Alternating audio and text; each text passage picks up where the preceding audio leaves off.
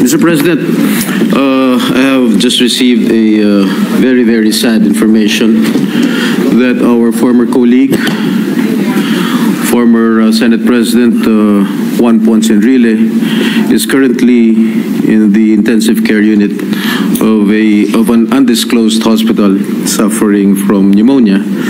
And I heard from a reliable source, a very, very reliable source, that he has slim chances of surviving.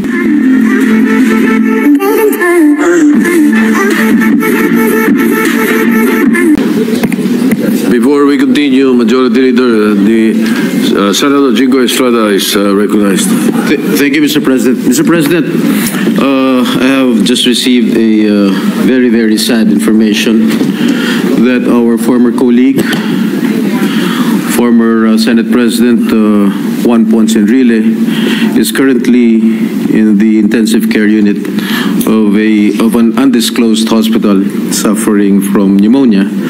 And I heard from a reliable source, a very, very reliable source, that he has slim chances of surviving.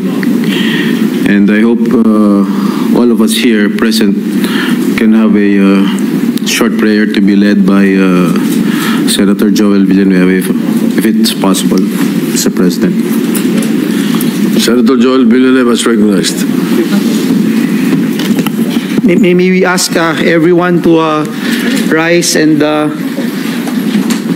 give a moment of silence.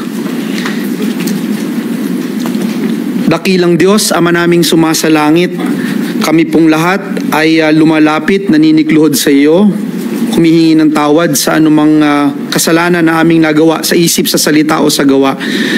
Sa mga oras po na ito, amin pong idinadalangin at idinudulog sa iyo ang buhay ng isang aming colleague, mentor, Senate President, kamanggagawa, tagapaglingkod, naninilbihan para sa aming mga kababayan, Senator Juan Ponce Enrile. Ikaw, O Diyos, ang may hawak ng kanyang buhay.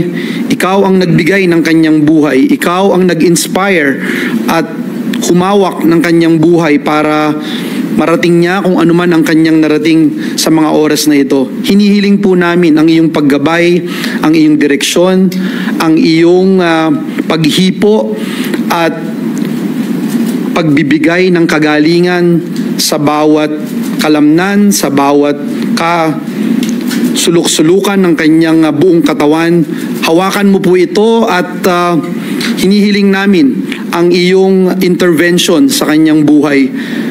Tulungan mo rin po ang kanyang mga pamilya at mahal sa buhay, at tunay, O Diyos, na ang tanging dakilang plano at ang iyong ninanais sa kanyang buhay ay mangyari.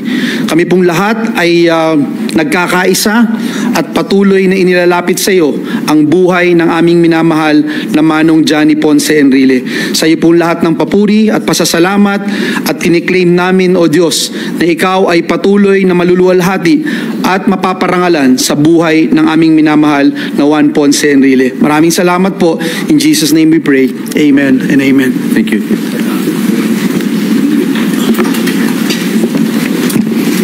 Majority Leader.